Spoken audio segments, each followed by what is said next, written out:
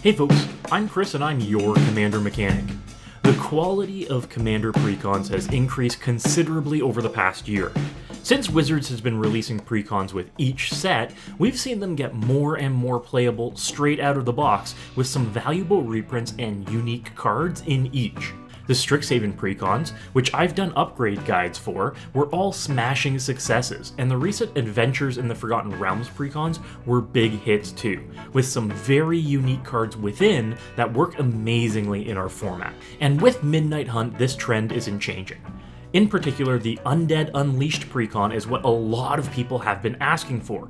Incredible reprints for a very popular tribe that many players try to build decks around. Headed up by box legend Wilhelt the Rotcleaver, Undead Unleashed is basically all a new player needs to build a zombie tribal deck. Let's take a look at this unique commander. For 4 mana, Wilhelt is a 3/3 zombie warrior. He reads, whenever another zombie you control dies, if it didn't have Decayed, create a 2/2 black zombie creature token with Decayed. At the beginning of your end step, you may sacrifice a zombie. If you do, draw a card. Important to note that Decayed is a new status that means decayed creatures can't block and must be sacrificed at the end of combat in which they attack. So this legend gets us twice the usage out of our zombies and is a card draw engine. What more could you really ask for in a commander? There are some really mean tricks to really amp up Wilhelt that we'll look at in a minute, but let's take a look at what else is in the box. First, there are some ridiculous reprints that players have been asking for a while. Cemetery Reaper, Death Baron, and Rooftop Storm are all must-haves for zombie tribal decks, and you get them in one easy box in Undead Unleashed. Endless Ranks of the Dead, Dread Summons, and even Talisman of Dominance were all creeping up in price and are very welcomed reprints in this precon. It ensures that you get a bunch of staples of blue and black rather than just pieces that only fit in a zombie tribal build. Even the mana base has some good options in it. Tainted Isle, Bojuka Bog, and Sunken Hollow are all options I'd consider for inclusions in even a tuned-up deck's land base. The alternate commander, Eloise Nephalia Sleuth, is also an incredible card that is no doubt going to spawn several of her own decks. Stay tuned to the channel because we'll be featuring her in her own list soon enough. With all that praise, it should be said that the list isn't just Sunshine and Puppy Dogs. The land count is far too high at 40 lands and should be taken down by 3 to 4 right away. The curve isn't overly ambitious and that wouldn't change even after we've made some upgrades to it. It's an odd choice to exclude Dimir Signet from the mana rocks, but that's easy enough for us to rectify. If we're cutting a few lands, we can add in Dimir Signet seamlessly. I'd also cut the 2 diamonds, Charcoal Diamond and Sky Diamond. These come into play tapped when there are perfectly viable options that can be used right away, like Mind Stone and Everflowing Chalice. Sure, these create colorless mana, but with so few lands in the deck failing to make colored mana, there's very little opportunity cost involved. There's also a few head scratchers in terms of non-zombie inclusions in the list. Gisa and Geralf are fine to have despite not themselves being zombies because they interact with zombies. If the list was filled with creatures like that, there'd be nothing to complain about. But instead we get old standby cards like Butcher of Malakir, which doesn't fit in the deck at all. It doesn't synergize with anything aside from us having tokens to sacrifice eventually, and I don't think a Grave Pact effect fits in this deck, especially at 7 mana. The new Shadowkin is another odd include. We're going to be okay with creatures in our graveyard, but this exiles them if we want to copy them, and we don't really want to be losing something good out of our own deck. We can grab something from an opponent's yard, but there's no assurance we get anything that works with our strategy. We could be paying 4 mana and getting a Mana Dork, or a Lord for a tribe that's not zombies, or a copy of one of our lords that we'll now never get back if we want to cast it from the yard. Eater of Hope is another strange inclusion, and one that takes up the higher end of our curve as well. At 7 mana, just like Butcher of Malakir, it's just not impactful enough to do anything. We want game winners at that cost, and this isn't it. Ruthless Deathfang is also another 6 mana targeted Grave Pact effect that just feels lacking in this deck. We aren't overloaded with ways to sacrifice our own creatures, which the Deathfang specifically requires, apart from Wilheld's end of turn trigger. If we up the sacrifice outlet significantly, I could see it working, but these style effects only work if we're locking the board. Ideally, they exist lower on the curve too. Hour of Eternity is also a card that I'd cut. Sure, it makes zombie copies of creatures in graveyards, but it's so expensive. Scaling from 5 mana with a hefty triple blue cost for 1 4/4 creature to 9 mana for 3 4/4 creatures, this isn't going to get anyone the kind of value they're really looking for from this deck, lacking specific ramp. Remember that you typically only see 1 to 2 7+ mana spells cast per game, and we want those to be game winners, not something that just makes us another mediocre body. Lastly, Curse of Unbinding is cool, but for us it just doesn't do anything productive. 7 mana to get 1 creature isn't great, but chances are this card won't sit around for more than 1 or 2 turns late game. Even getting 3 turns with it out means you only get 3 random creatures, the floor being grabbing mana dorks from someone's deck, where the ceiling is massive beaters, but either way it's not progressing your game plan and just taking someone else's.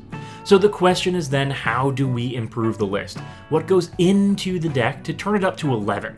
The first and most important card I'd include is Poppet Stitcher. New for Midnight Hunt, this blue flip card makes us new zombie friends when we cast instants and sorceries, but we can flip it if we control 3 or more creature tokens in our upkeep. The back half, Poppet Factory, removes the Decayed status from all of our tokens and buffs them to base power and toughness 3. This creates the potential to go infinite. My friends the Spite Feeders did a Better Noah combo, linked up top, that helps go into this interaction further. But it means that we can sacrifice a zombie that no longer has Decayed, and Will Help makes us a zombie which no longer has Decayed. Infinite sacrifice fodder in a heartbeat. Or, I guess, lack of a heartbeat in this instance. If we want to pursue this line, we should be including more sacrifice outlets. The most on-theme sacrifice outlet being Carrion Feeder, a zombie that works with all of our zombie lords and lets us sacrifice creatures for free on demand. We could also include one of my favorites, Altar of Dementia, which we can mill out all of our opponents with our self-replicating army of 3/3 zombies. If that can't be the case, we can at least get extra value out of sacrificing our zombies with a Plague Belcher, a hefty body that pings each opponent whenever a zombie we control dies. Vengeful Dead is another version of this that helps us ping down opponents whenever one of our zombie tokens dies and replaces itself. A neat on-theme win con to include. We could also just lock our opponents out of ever keeping creatures in play again with a Noxious Ghoul. Every time we sacrifice a zombie and make a zombie, we shrink every non-zombie creature on board. As a value floor, this deals with mana dorks and tokens on an ongoing basis, but with our infinitely dying zombies, this means our opponent's creatures never survive for very long. And if you need to look for a way to get a win con with this little combo online, you can play a Liliana Standard Bearer after sacrificing a few dozen tokens to draw that many cards. Since the Poppet Stitcher needs to flip in your upkeep, you can ensure you have all of your mana up in your turn. Great to find and cast your win con this way. If we want to beat down with our zombie, there are a couple of lords that missed the cut in the precon list that I would add in. Undead Warchief primary among them. This lord not only makes our zombies cheaper, but gives them all an unholy strength buff, and instantly makes wimpy zombies threatening. I'd really recommend adding this in priority. For non-creature adds, I really like Wand of Orcus. This equipment gives all of our zombies Death Touch when the equipped creature attacks or blocks, and makes us a boatload of zombie tokens if the equipped creature connects with a player. It's a one equipment way to get an instant army. Curse of Disturbance is an enchantment I'd include that can also get you a steady stream of zombie tokens when the enchanted opponent is attacked by anyone. You can use these tokens far more effectively than anybody else getting them, so if you make them a 2/2, you may make yourself a 3/3 or a 4/4, at 0 cost to you. And of course, because I love copying things, this tribal deck would really benefit from a Reflections of Littjara too. 5 mana tops our curve, but it doubles the benefit we get from each of our zombie spells. Imagine making 2 lords each turn. And if we cast a creature from our graveyards, like Gravecrawler, we can be netting twice as many bodies to sacrifice or attack with. Now, before we wrap up, I wanted to bring up the pivot. If you get Undead Unleashed, you can build more than just what's in the box. In particular, I really like taking the guts of this precon and turning it into a Sidisi Brood Tyrant deck. These decks end up being a zombie tribal deck aimed at self-mill zombie lords and making a ton of evasive zombie tokens. Getting to add green to the deck really helps smooth mana curves, as well as get some really specific tools to self-mill or return cards from your graveyard to your hand, as well as being able to deal with permanent types you can't normally in blue-black alone, like enchantments or artifacts. Overall, I love this precon and I think it is a slam dunk from the Wizards team, and is really perfect for new and existing players alike.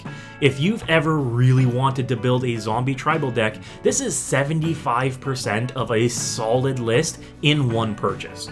Let me know what you think of the Undead Unleashed precon in the description below. Let me know if there are any cards you would add in as well. As always folks, good luck and have fun.